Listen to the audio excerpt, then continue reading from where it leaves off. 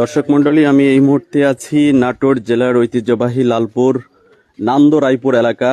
নান্দরাইপুরে আছি। এখানে আমি জানতে পেরেছি মুঠোফোনের মাধ্যমে যে এখানে একজন মুসলিম একটি মেয়ে মুসলিম ধর্ম ত্যাগ করে হিন্দু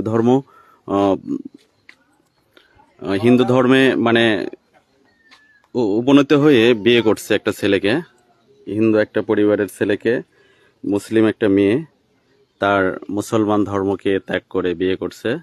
আমরা এখানে আসছি এবং দেখছি যে আপনাদেরকে দেখাতে সক্ষম হচ্ছি যে একটি আপনারা দেখেন